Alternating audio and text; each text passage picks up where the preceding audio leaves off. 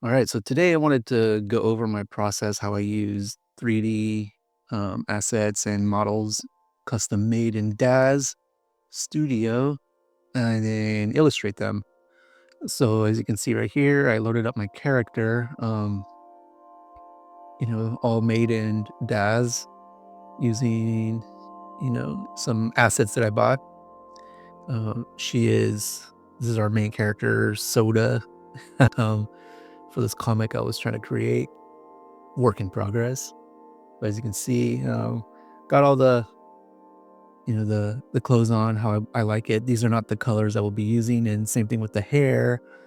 Uh, I didn't really want to have to pay for the hair. I figured I could draw that myself. So everything else though is, you know, any clipping issues or any issues that I had, I'm just I'm kind of ignoring since I can correct those myself. But basically, I'll get this model, and I've made a different video on how to get your models over to Clip Studio to be used, but this is the original that I made.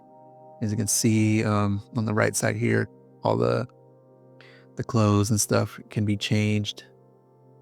I did edit and delete some parts of the pants that I didn't like, so I just wanted it to make it a little more simple. But that's this. This is the 3D model, and I'll import it.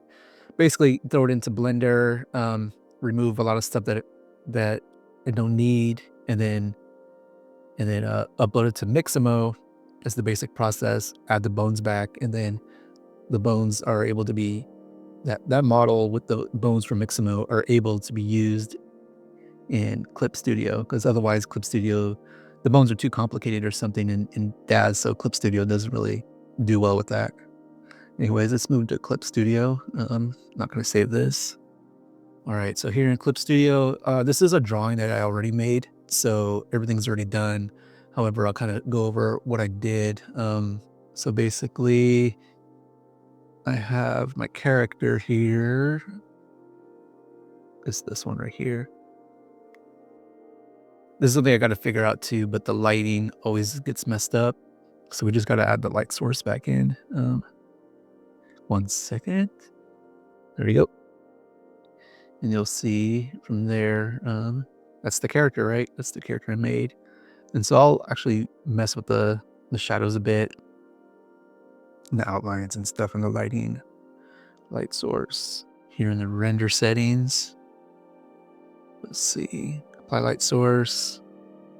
Then the font and the tune. I usually use the tune because it simplifies the shadows for me. It really depends on how you're gonna, where your light source is. So for this particular illustration, I did not really think too far ahead. I was kind of just doing it as I was going. But basically I did this. And then I went and found a decent enough pose to use. So we use this pose. And what's nice is that all the poses will work. Yeah, that's the one. All right. So, I went and I posed her how I liked. I think I changed the head and stuff a little bit. I did move some things around, and I did change the lighting eventually. But what I wanted to show, usually the models are kind of stiff. The posing's a little stiff, and I want to show how I kind of unstiffen them in a way. So what I would do is I would, get it to where I want. The lighting isn't how I want it right now, but we're not worried about that. So basically we'll go, where is it at? Over here.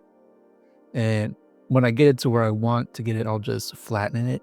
Or you could create, you could duplicate it and flatten it if you need to, if you want to, right here, rasterize. So it'll just rasterize the model so it turns into a 2D object, and that's it. You can't move it anymore.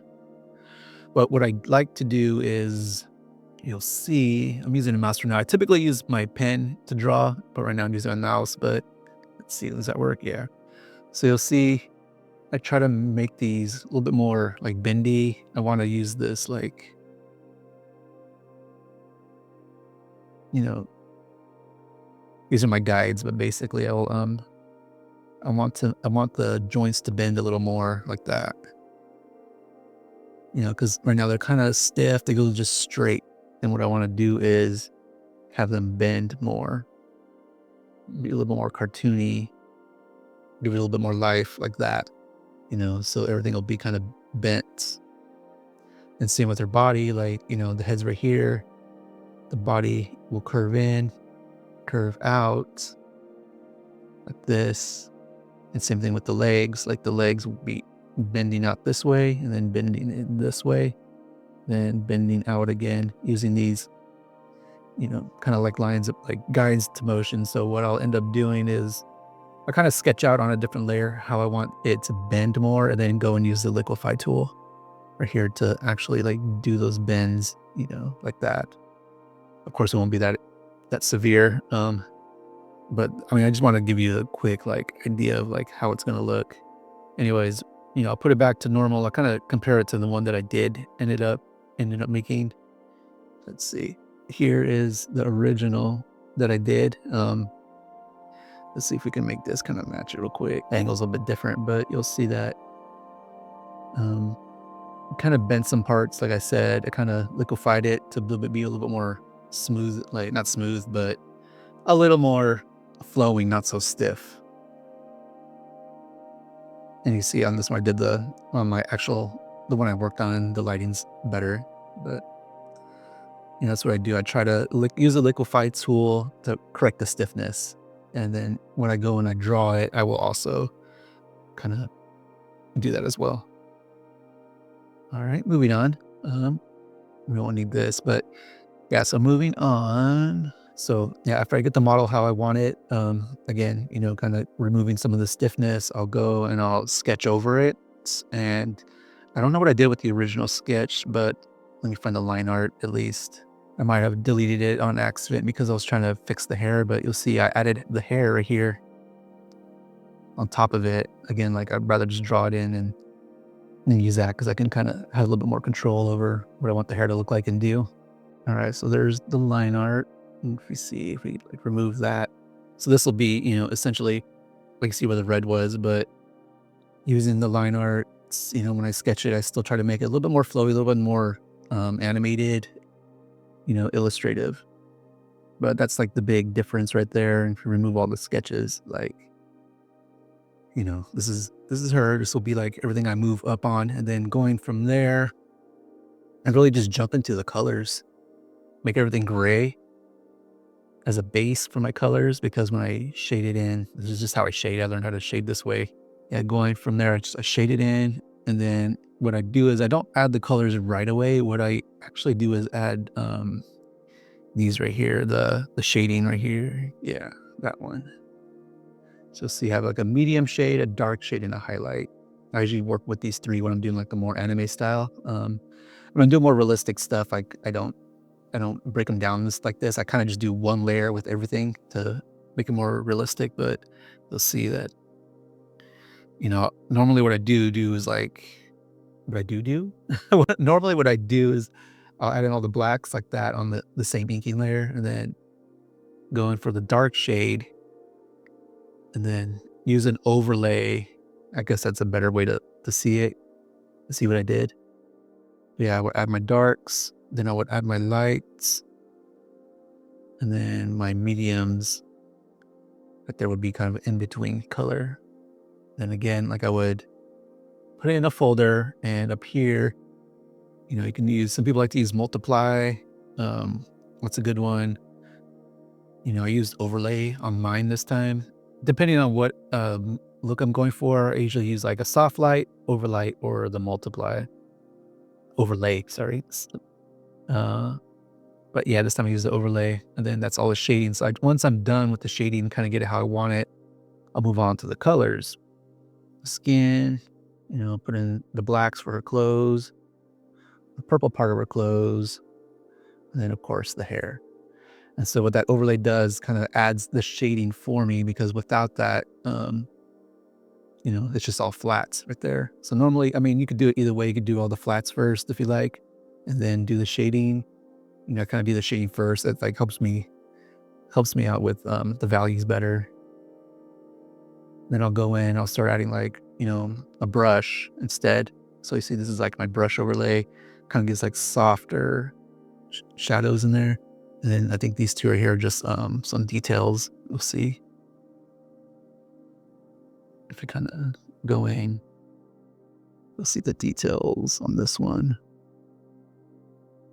Like the lips and the blush.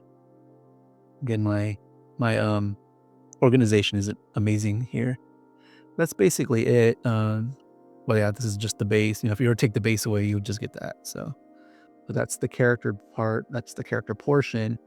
This is my favorite part to do. I love making the characters. I hate doing backgrounds. I shouldn't say I hate it. I really feel like it brings everything to life, but it could be the more tedious part. But to be honest, like once I'm done doing the characters, I'm like, I don't really want to do anything else. But obviously, we'll have to do that. And it did take me a while to finally, think of a background because I did not plan this ahead at all. I usually try to do something like that, but I'm like, I don't even know what I'm gonna do. Like, is it a single color? But I wanted a full background. So I decided on a city, her floating in around the city, and eventually came up with her like being on top of the city, just a little bit more dreamlike. And so what I ended up doing was just adding, really basic sky, like a gradient right here. And then on top of that gradient, I put a city. As you see, I kind of the same way I create the characters, I color the cities, or color everything else. Essentially, I found a brush that created that automatically makes buildings here in Clip Studio. Let's see, I'll just give you a quick example. All right, I believe this was the one, but you'll see you can make some pretty easy like background cities. You just draw like that. And that's pretty much what I did. I just kept using that brush. Super easy, right? And all I had to do was color it in. I was originally going to photo bash a city in there. That's why I have this folder, but I did not like the way it was coming out. I left the folder there just in case. Because I did put in a lot of work into it, but ended up not liking the way it was looking. It kind of felt like it didn't match everything else. So I went and recolored everything myself. I added everything was literally just one shade. I just made the gradient on here, and then went in and just using same thing like the multiply, the overlay right here, and just mimic the shading right here. So you kind of looks like it would be different colors, but everything is literally one color. And then just with blacks and whites, but I use the multiply and the overlay to mimic different colors. And then that I realized I never really drew clouds. Again, I use like these cloud brushes, and it took me a while because I was like, I've never really made clouds. So I practiced on a different document to see how they would look, and I brought it in here, and it took me a while before I actually got something that I was happy with. But threw in the clouds, and these are using a soft light. It's like if I go to normal, you'll see it's pretty jarring.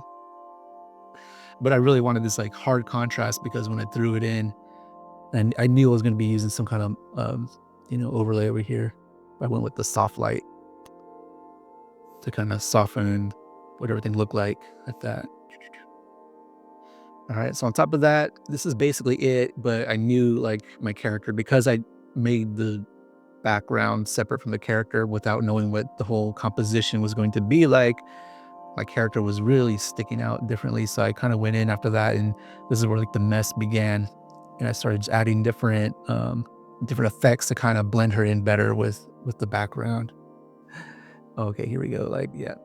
Oh, I always have a saturation layer. I should have started with this, but whenever I'm drawing, I create a saturation layer to turn everything black and white, or grayscale, I should say, to make sure like the saturation and everything is working out, the values is working out. Because I feel like when there's a good value, everything else kind of, you know, goes together. And as you can tell, the value on my character here, my main character, pops out compared to the background.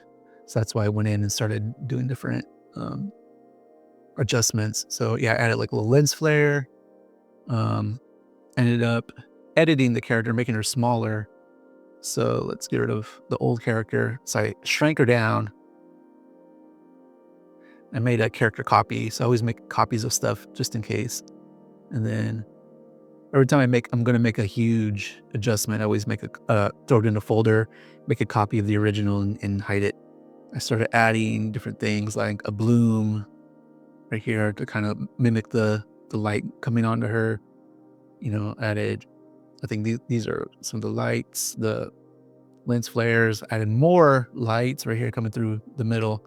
I just wanted everything to go better so that when I hit that saturation, as you see, it's not sticking out nearly as bad. as I felt it were like that. Oh, I remember the second layer is a blur, I believe. I blurred out some of the edges and, kind of so it wasn't so sharp looking. But that's basically it. That's the whole process. Convoluted, maybe, possibly, yes. I mean, I'm working on my workflow, but I learned a lot of things. But the whole point was to get that 3D model as my main reference. Like I said, the coloring, the hair, and different stylings. I don't really like. I don't worry about that too much. I just want the basic general idea to be there.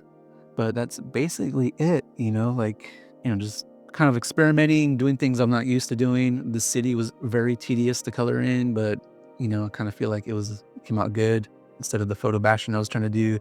My sunset skyline right here came out okay. I still need to practice on the clouds.